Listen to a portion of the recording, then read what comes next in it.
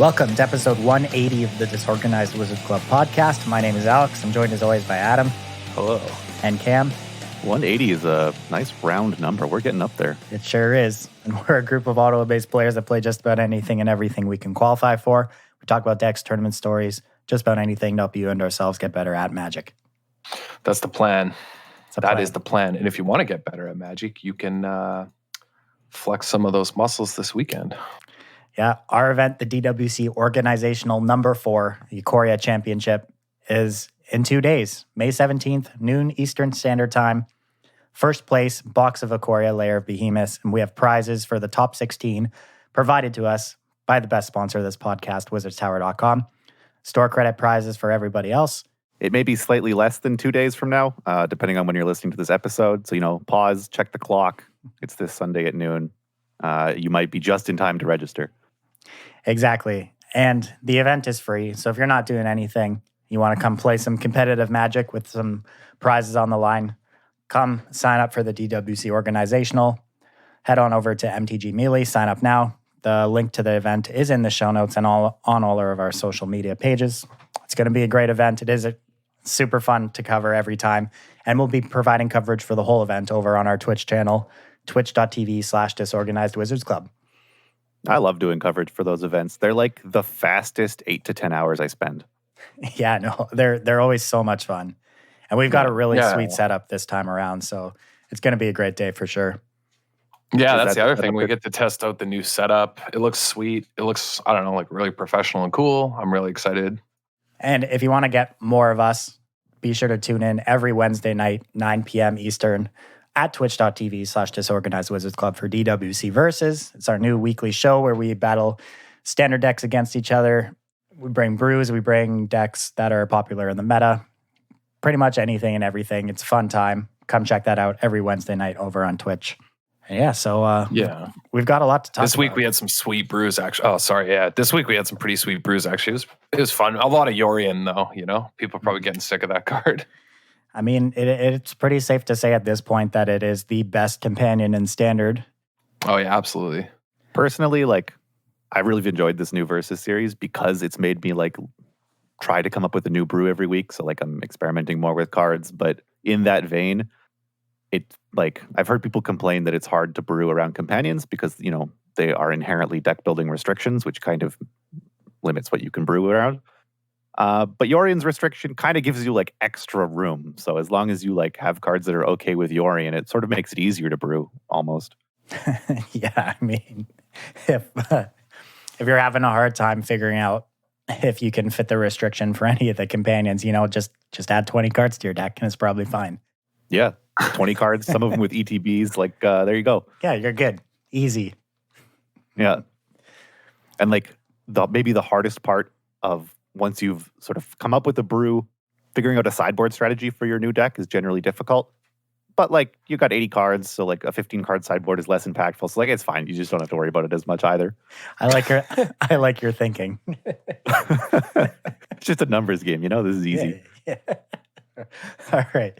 Well, there's a big Standard weekend ahead of us. It's MCQ weekend on Arena if you've qualified through that. It's also the first qualifier for Red Bull Untapped. It's going to be one of the biggest Magic events ever, all hosted online on MTG Melee. 4,600 players signed up currently, so that'll be fun. But really, the biggest event this weekend is the DWC Organizational, so we're going to dive into some deck building and Standard talk today. So you can all get prepared to take down that event, as it's really going to be a huge, huge format-affecting event this weekend. But anyway, it's massive, yeah. This past weekend was another event. It was the Magic Fest Online Finals. Whole event was taken down by Teamer Clover, which, funny enough, we were talking about last week on the show as being a good deck to fight the Jeskai Luka decks that have really been dominating the format. And behold, it took down the whole event, and it took down Jeskai Luka in the finals. To round out that top 8, there was a Bant Yorion deck, 2 Boros Cycling decks, 1 Teamer Reclamation, and then 2 Mono-Red Obosh decks, which have really shot up in popularity on ladder over the past week and a bit. Yeah, they sort of shunted the mono-black versions away. Seems like mono-red cards are still good at attacking. Mm-hmm. Yeah, they kind of took advantage of all the Jeskai, Luka decks and the other mid-range decks trying to out mid-range each other, and found a perfect weekend to kind of fly in under the radar and get under all of these decks who are doing that whole mid-range arms race thing.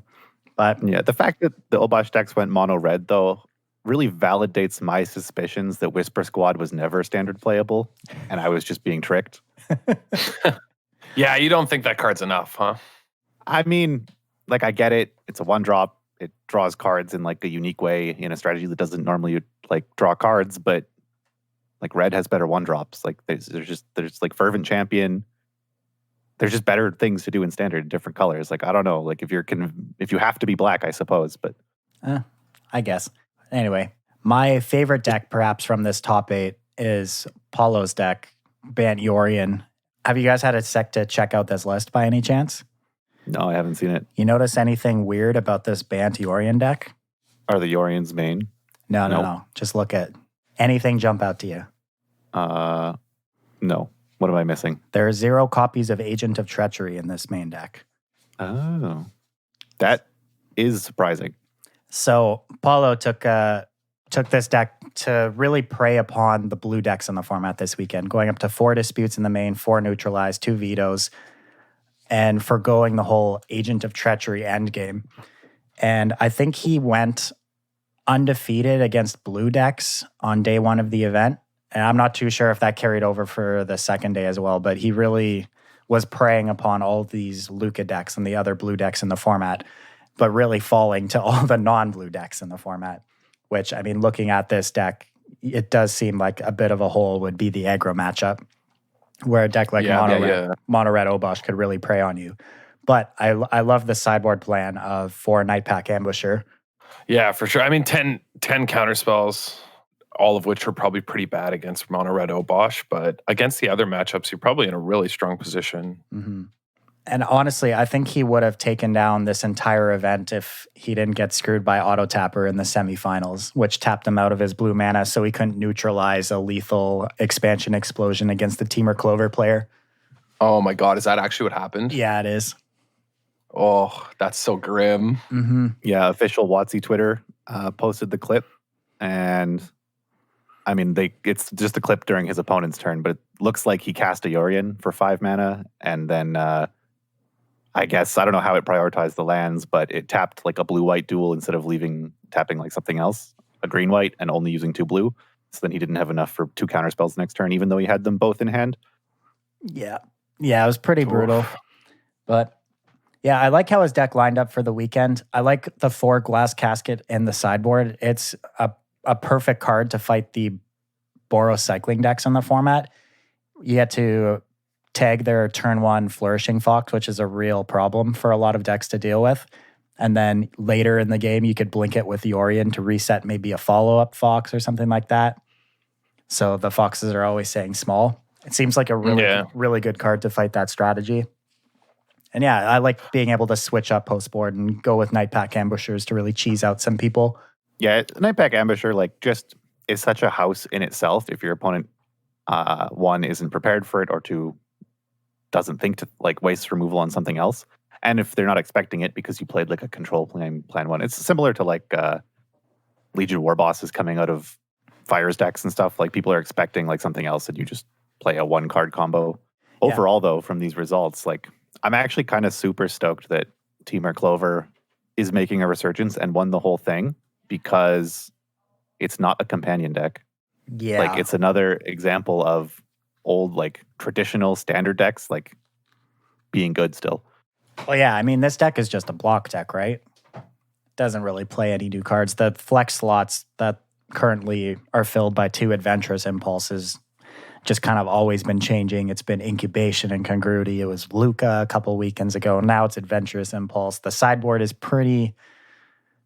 There's some mainstays week to week, but this deck doesn't really change much. Yeah, no, you know what the funniest part about this too, playing it at the Versus series for me, and it was probably my favorite moments of the Versus series this weekend when you played it, was just laughing when, we'd have both screens up and people would be sideboarding and talk about their sideboard strategy for viewers so they could kind of follow along with what we were thinking. And then you just, whenever you played Team or Clover as opposed to the other decks we were playing or anything else for Team or Clover, you're like, well, this deck doesn't sideboard, so we just hit submit. Yeah. Real smooth brain deck when it comes to sideboarding. Love it. But yeah, Team or Clover, pretty good choice last weekend. Honestly, I'm not too sure how good of a choice it will be going forward. It seems like a deck that is pretty good to prey on a specific metagame, and maybe that metagame has passed. But I expect a lot of people to still play it, as it did take down the Magic Fest Online this past weekend. So expect to run into it if you're playing any events this weekend for sure. I do think that the Jeskai Luka decks can adapt to a strategy like this. Yeah, they got 20 extra cards to adapt to. Jeskai Luka, obviously the boogeyman over the format. And I mean, if I was looking to play a tournament this weekend, I'd probably just leave this guy up, as I mean, I think it's by far the best deck in the format, and it's pretty easy to just, like you were joking about with your 80 cards, you can just build your deck to have game against pretty much whatever you expect from week to week. It looks like the best deck in the format currently. Like, it's definitely been front and center on like MTG Goldfish results, and like it's a deck everyone's talking about. But this standard format isn't actually that old, I don't think. And like, I keep to try and like not get doom and gloom about like just playing against agents all the time on standard. I keep thinking back to old standard formats where, like, for instance, during War of the Spark, there was like the best deck was Bant Flash for like a weekend, and then the best deck was Esper Hero for a weekend, and then the best decks was Jeskai Super Friends, and then it was Esper Super Friends, and then the format sort of settled out into a mix of all of these. And that happened, I remember this happening in a lot of standard formats. There's like weekends of a best deck, and then it all settles out. So things like Team or Clover making a resurgence make me hopeful that like Jeskai Luka will become part of the format, but not this like massive presence as seems to have been in the last week. Yeah, I mean, we're going to have a lot of data coming out of this weekend, so it'll probably be good to revisit this next week. A 4,000 person tournament happening online is going to give us a lot of matchup data, so be looking forward to checking that out for sure. But yeah, and I think on Melee we'll have access to a ton of it too, right? Oh yeah, exactly. It'll all be open, won't it? Yeah, it will. That's amazing. That's a kind of information that like we haven't had from WotC in so long. Yeah, they've tried to hide all of that information from GPs or any of their other like, Wizard event reporter decks events. So yeah, it's going to be nice to get some stats back. Can you imagine the articles Frank Carson's going to write? He's probably like got a red phone that they just dial up and fax him the stats once the event's over. Yeah, I mean, it's going to be the biggest matchup data dump from an event that we've had in, I mean, ever, right? Like we'll never have had ever access to all the data from such a large scale event like this. It's never happened before. So, I mean, it really could just completely shape the metagame until the next set comes out. Who knows? Yeah, well, at least it also gives people space to adapt. I mean, Cam brought up a really interesting point because I was like kind of annoyed, I guess, in some ways by playing against Luka because it just feels the same. The fact that it's basically just two natural orders, which feels really miserable to play against, like a back-to-back natural order, off a single card. Well, I guess it's two cards, but yeah, I mean, if you're making tokens, or it's like an omen, and then you just get double natural ordered, and I'm just sort of like, I can't believe it's in standard, it's annoying, whatever.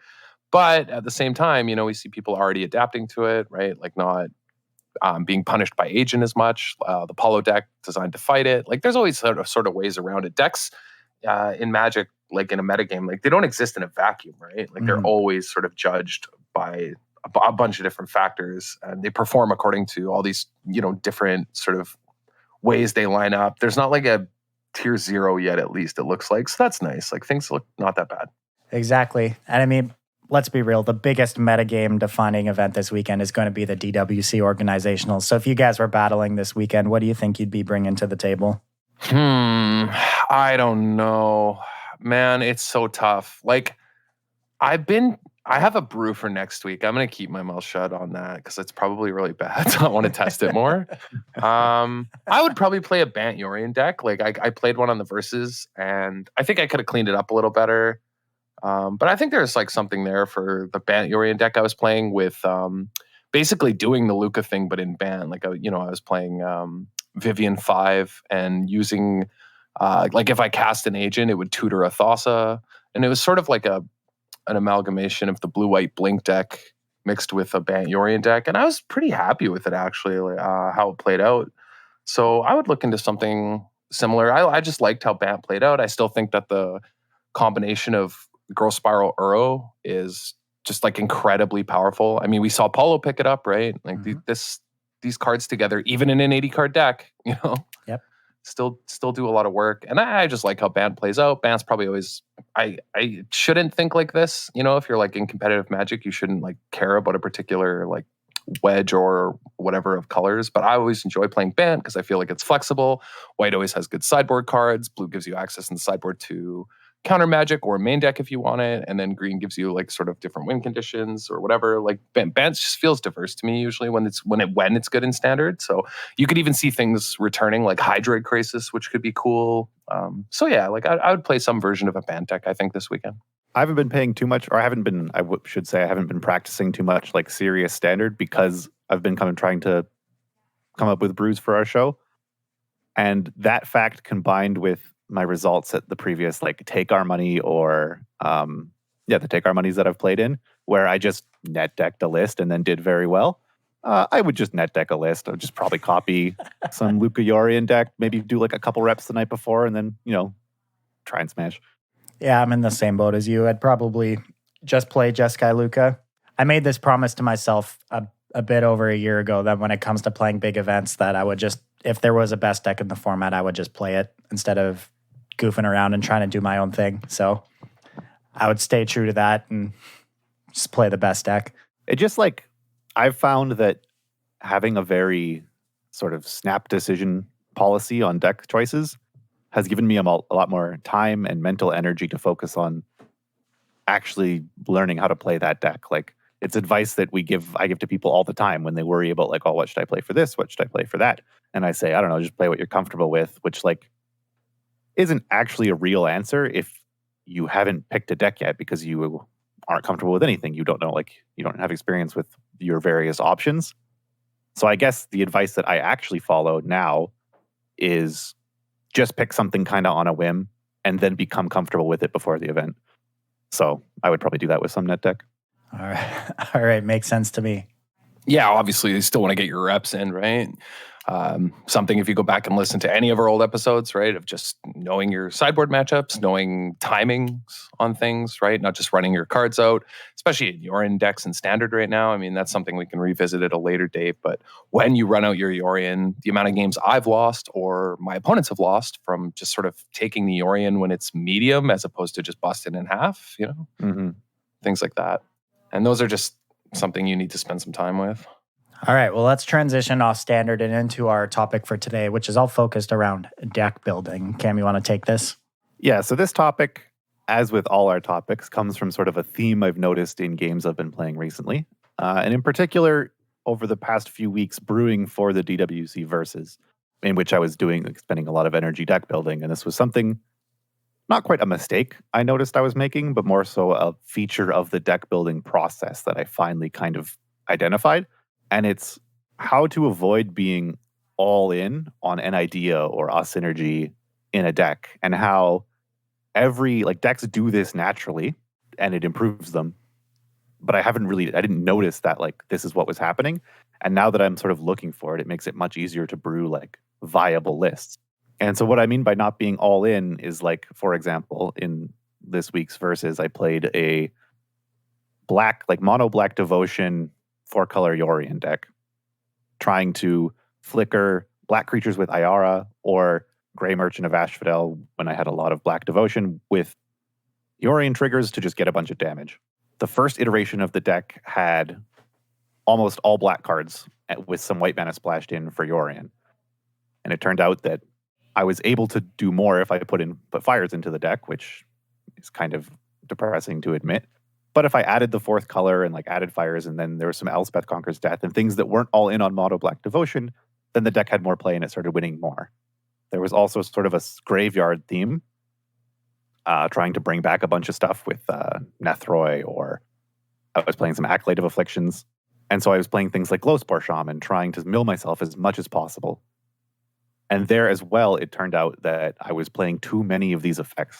And then when I cut some of those out, because I realized, things just end up in the graveyard naturally, it again made room in the deck for more powerful and diverse effects than I was including, which gave me more play in a lot of games, which increased the win rate.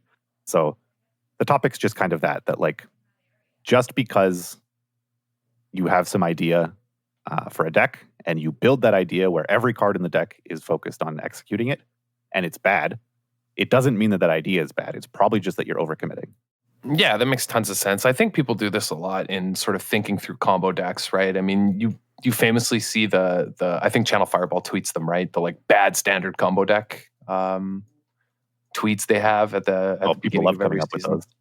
Yeah, and then usually it's decks that, sure, there's combo decks that require like 4 cards for a combo, which are obviously never really going to function, but there are others where the decks are just sort of all in a way that just leaves them susceptible to any other deck interacting with any meaningful interaction or play. Anything meaningful just sort of shuts off what they're doing, or they're so linear that it's easy to hate them out and all these things. So like diversity is our strength. It's true. Yeah, in deck building, right? You wanna still have access to this sort of consistency in synergy, like you had with Yorion Grey Merchant, which I can't believe is a thing, but like it was winning games somehow. Yeah, but I think the games that I lost were mostly like mulligans. I mean, I lost some games where I kept 7 because it is just a brew at the moment. But it worked better than I expected. I kind of had given up on it, and then came back to it and did some more tuning as I'm explained I did, and was surprised that it was actually working. Like I didn't expect it to work. I was just playing for fun, and yeah. But I guess to continue elaborating here, I think in games, in particular in competitive games, there's a lot of doing as little as possible so that you have more resources for something else. This comes up in every competitive game I've ever watched. Like you don't want to overcommit to something that's already solved, because then you're wasting your resources there, and your opponents will overpower you where you didn't put your resources. And it's all about finding these minimal required commitments. And so that was something I put in the show notes for this deck building, is that when you're brewing, you want to find each minimal required commitment to synergy and remove extraneous copies of cards above that minimum so that you have room for other things. Yeah, there's a bunch of ways. I mean, this is sort of the fundamentals of deck building from a probability standpoint, or probabilistic outcomes, right? We already do this, and you have what seems like a really simple example, but it's actually not in a lot of ways when you think about it. For the thing we all sort of deal with in Magic, the thing that makes Magic, which is lands, right? Yeah. So if you've played competitive Magic for a while, or even just paid attention to competitive Magic, you kind of get a sense of land counts in different archetypes. If I ask someone with experience playing Magic, how many lands do you think are in a mono red deck? They're going to say 20 to 22, maybe 23. If I say how many in a control deck, they're going to say, 26, 27. How many in a Yorion deck? They're going to say 35. These are kind of numbers that you just memorize. But viewing it through this lens of minimal required commitment, each of these decks are playing the least amount of lands that they can function with. You don't see control decks be I could play with 27, but I know that hitting land drops is important in a control deck, so I play with 30. Because then that removes options from their non-lands. And again, as Adam said, this seems really simple, but every deck, for its own purposes, plays as little lands as it possibly can. But to mirror that, it also plays as few non-lands as it can, so that it has enough lands to hit its land drops. And it's that balance between committing as little as possible to each side that gives you these land counts. Yeah, exactly, right? Magic is just a resource management game at its most fundamental level, right? You're sort of just trying to balance out these things. But the way in which we interact and we play against other decks also requires our answers, our threats, our sort of timing windows for when we play a card, for when we choose to interact. All of these things are also like forced within that balance sort of thing, right? Like you want to commit the right amount sort of thing, right? But the bare minimum so that you can do it. And when it comes to synergy, this, I think what you're getting at is people tend to overcommit, right? That's sort of your point. Yeah, I think with the land example, it's a pretty natural thing to understand and not mess up. But I just wanted to illustrate that like this theme of committing as little as possible runs through all aspects of the game, but it's often overlooked when people brew. I've seen a bunch of people, like for example, years ago, saw a player I knew at Wizards Tower, a great sponsor of this show, wanted to build, yeah, thanks. Wanted to build a Gideon of the Trials deck with that card that like ends the turn and makes you lose the game or something on the next end step, so that he could use Gideon's emblem to not lose the game from that trigger and just like take a bunch of turns and kill his opponent. But he didn't have a functional deck other than that. Like every single other card in his deck was like finding Gideon or protecting Gideon or like counter spells to make sure that the other spell resolved, and like that's all he did. And then he was like, when he did get his turns, he was just attacking with the Gideon, like, or some other like little creature that scryed or something that he thought would help him find his combo. Like that's all it did. And then he just resigned himself to thinking like, oh, that combo's not good because like I built it and it didn't work. It's like, sure, that combo like loses if it's all you do. It doesn't mean that it's not good in like some shell if you like don't commit so heavily to it. And I think people do this a lot. I even explain how I do it. I do it all the time, every time I'm deck building. Even with the Gray Merchant thing, like all I did was put in black cards and it wasn't good because I wasn't doing anything else strong enough when that didn't work. Yeah, absolutely. Yeah. I mean, you saw people do that with, trying with mono black this season, just wanting devotion essentially. But mono black from the old days didn't really just play as a devotion deck, right? Like even your experience playing with and against the old Pack Rat Gray Merchant deck, right, Stelly? It wasn't just like a linear devotion deck at all. It wasn't not even close. Exactly. Like if we're comparing the devotion decks now to the devotion decks back then, I think this is actually a really good comparison to make when talking about this, because the devotion decks now are playing all of these individually pretty mediocre to bad cards, trying to maximize their Gray Merchants, where the old devotion decks didn't do that. They played individually good cards, and maximizing Gray Merchant wasn't really their top priority. Like, if you think back to the creatures the old devotion decks played, they played Pack Rat on 2, which could by itself just win the game, period. You didn't even need to cast another spell after you put a turn 2 Pack Rat into play, right? Oh, yeah. They also played Nightveil Spectre, which, while it added 3 pips to a later Gray Merchant, it was also just like a standalone threat that could pretty easily run away with the game by just stealing cards off the top of your opponent's deck and kind of demanded an answer, or else it would just bury you in card advantage. Mm-hmm. And yeah, exactly. And like the mono black decks now, like they're playing like Yarrick's Fenlurker on turn 2, or like, Ayara, which like is a pretty good card, but like it doesn't really demand that immediate answer like something like Nightveil Spectre or Pack Rat did in the past. And like, it's not incidentally good, right? And like, think about what else did the old mono black devotion deck play? It played Desecration Demon on 4, which was a 4-mana 6/6 flyer, and that thing just killed you immediately if you just didn't sack creatures to it to tap it. And every time you sacked a creature to it, it got bigger and bigger. So it was just going to kill you if you didn't find a way to get it off the board, right? Like the old mono black decks didn't sacrifice power to maximize Gray Merchant, like I mentioned before, which is what the new decks are doing now.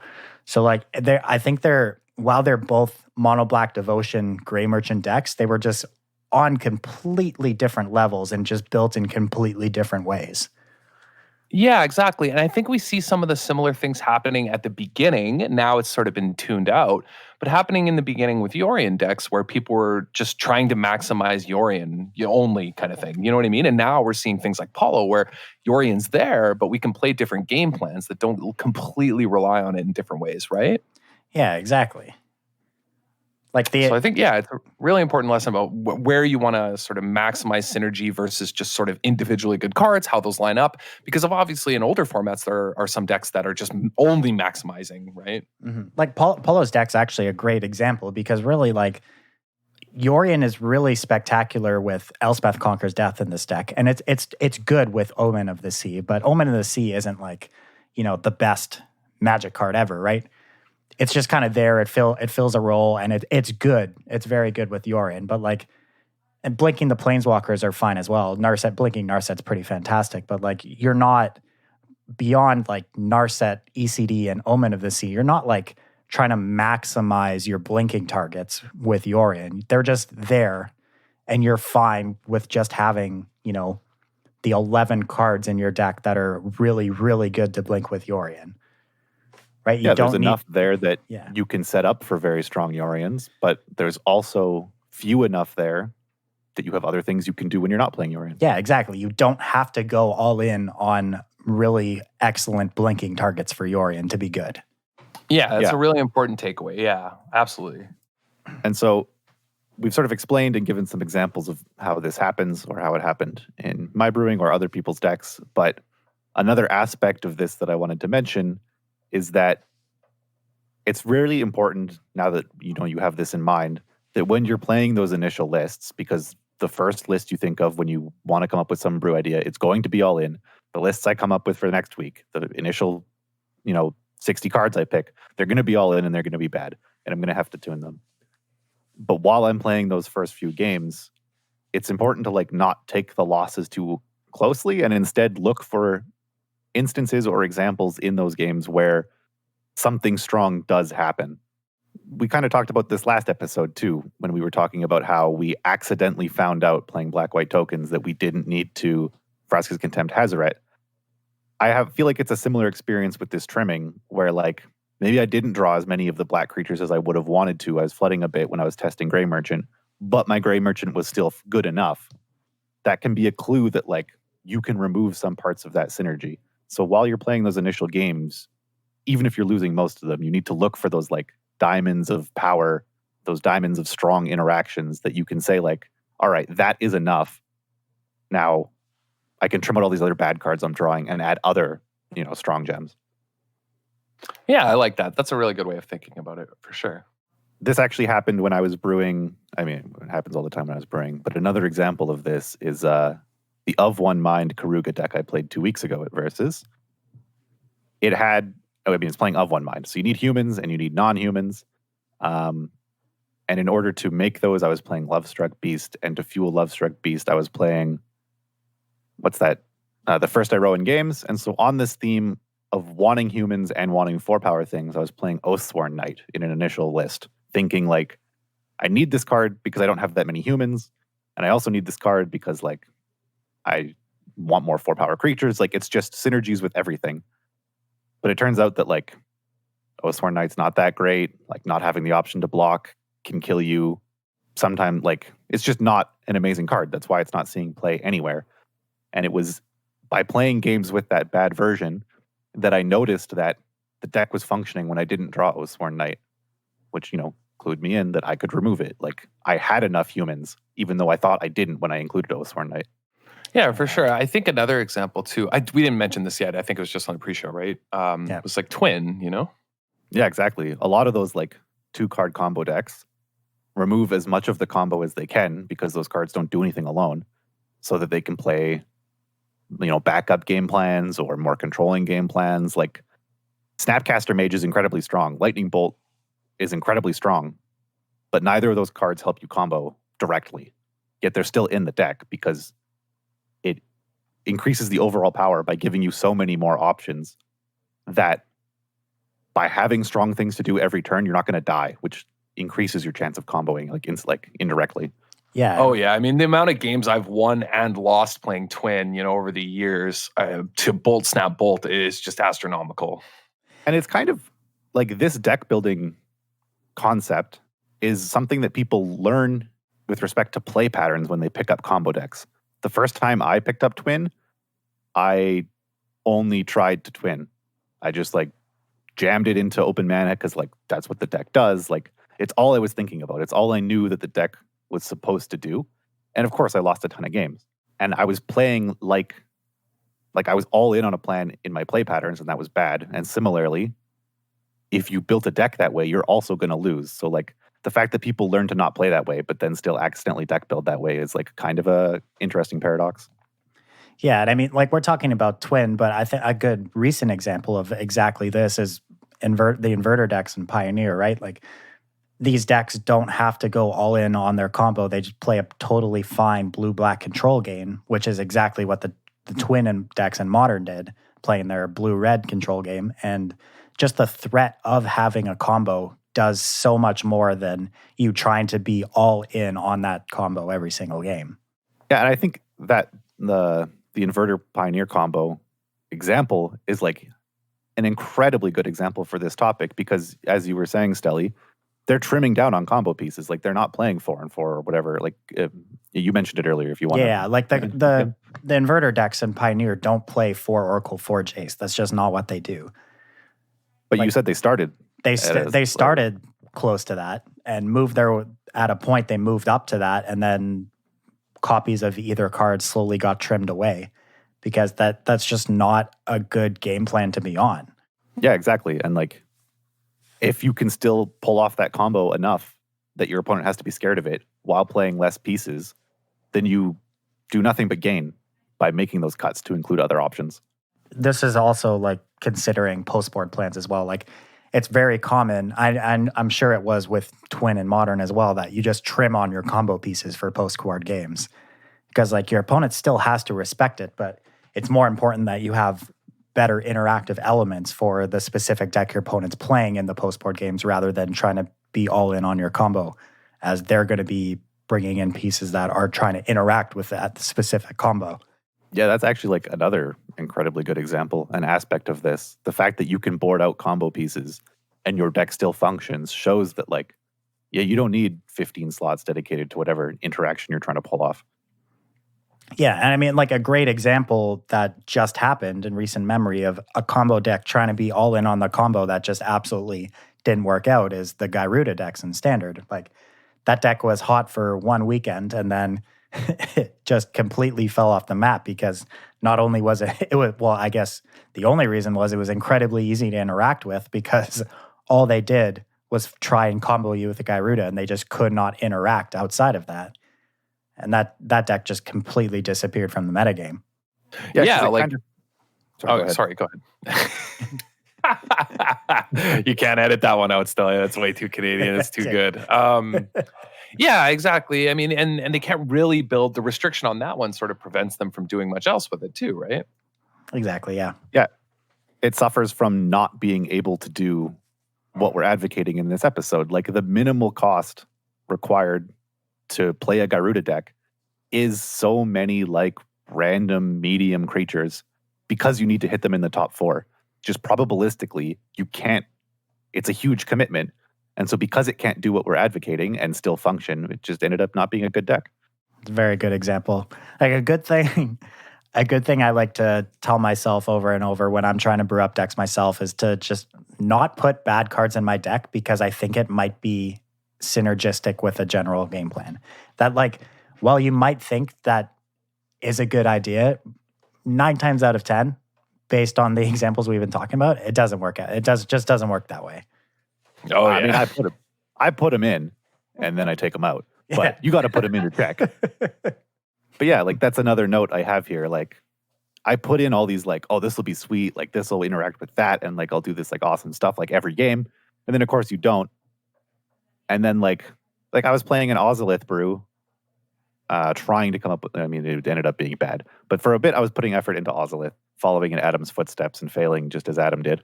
Oh, yeah. Did I ever? Man, that deck was terrible. I tried, though. Lord knows I tried.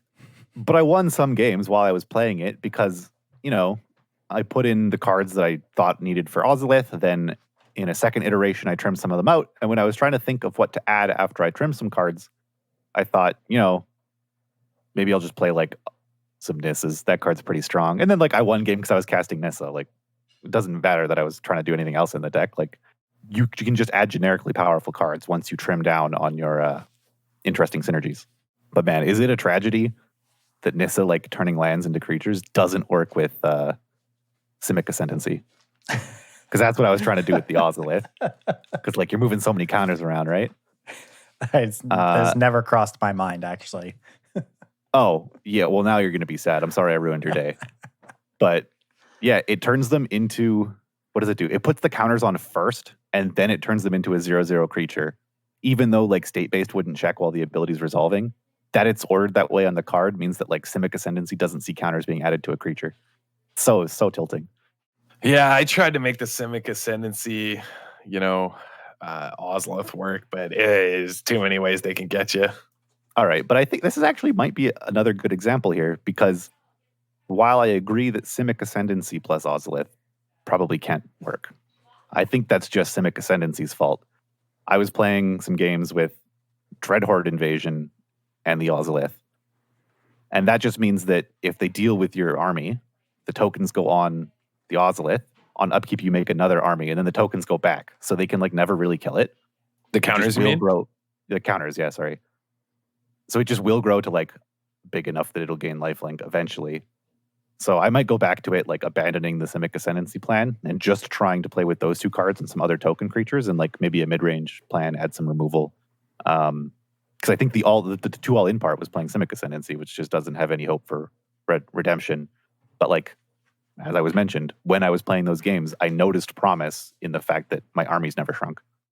Yeah, like that's a really cool combo. Like there's Dreadhorde Invasion is pretty close to powerful card. Lots of people have experimented with it. It just didn't really have like a shell. So I mean, that is a card worth, experimenting with. Yeah.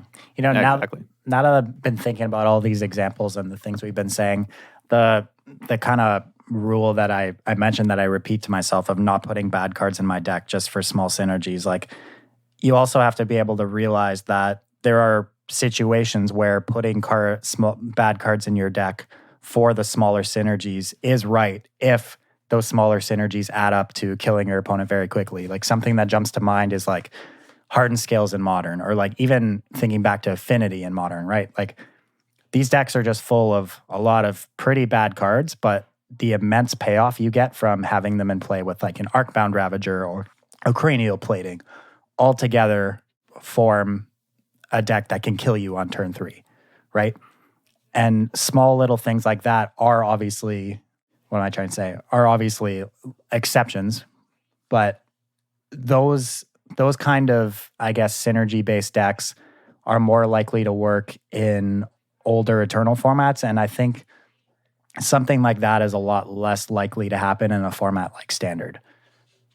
Yeah, for sure. And when the 1-2 punch does happen, like Scissors, like the 1-punch or 1-2 punch combo, like the Scissors deck, Yeah, the Insult artifact. It has a powerful shell around it as well. Like the rest of the deck is usually good, and that's usually how it works in Standard, right?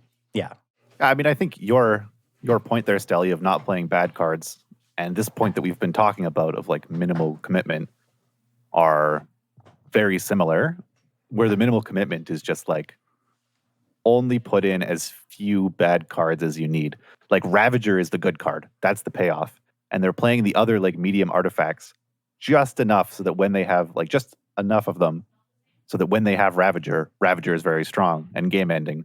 But they also like don't fill out the rest of their deck with just artifacts only for Ravager. Like they find room for things like Evolutionary Leap to give them extra play. Even if it's only 1 or 2 copies, they still like only play them like as little bad artifacts as they can. Yeah, and I think actually Affinity is a pretty good example when talking about this, because you're playing all these bad cards, but it's not just for one single payoff, right? Like in Hardened Scales Affinity or in just old original Affinity, the payoffs in Hardened Scales Affinity are Hardened Scales and Arcbound Ravager. Either one of those cards can really take advantage of you playing all your crappy, small, shitty artifacts, right? And in regular Affinity, your payoffs were Cranial Plating or Arcbound Ravager, both cards which allow you to completely take advantage of all these shitty artifacts and kill your opponent really quickly, right? So your deck's a lot more likely to succeed if you're going in on all of these synergy-based things if your payoffs are in the form of more than one card. Yeah, exactly, yeah. And I guess cool. As maybe another aspect of this topic, because we've been talking mostly about sort of combo decks or synergy decks. Decks was kind of an interaction. Combo light, if you will, for people on a diet, but who still like to combo. This occurs in every deck to some extent as well. Like control decks do this a lot, not with synergy pieces, but like they play as few win cons as possible so they have room for more card draw or more answers. Like they'll play as few wraths as possible to not die against the creature decks so that they aren't like flooding on wraths when they play control mirrors. And I guess, one sort of maybe mantra to sum this all up, going back to the very first example I mentioned, which was playing as few lands as possible so that you don't flood.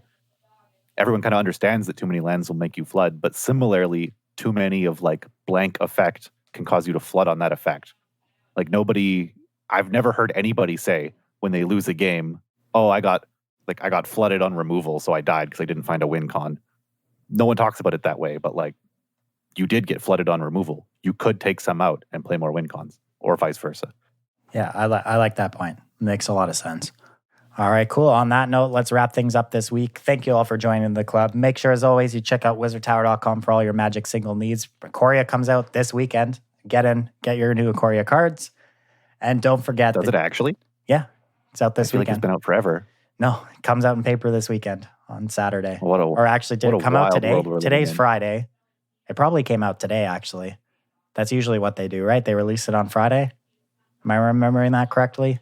I think they had a 9 till 9 curbside pickup. Yeah, exactly. But anyway, don't forget DWC Organizational, May 17th, this Sunday at noon Eastern. Free event. First place is a box of Ikoria. Prizes for the top 16. Get in. Join the fun. MTG Melee, DWC Organizational. Sign up now. Every Wednesday night, 9 p.m., twitch.tv/Disorganized Wizards Club for DWC Versus. And if you want to support the show, head on over to patreon.com/DWC Podcast. We have a bunch of tiers for all supporters. And however you listen to the show, whether it's Podbean, iTunes, any podcast app, leave a review, rate the podcast, share it with your friends. Everything helps, keeps this thing growing, bring it to new listeners. Thank you for listening. We'll catch you all next week. Later.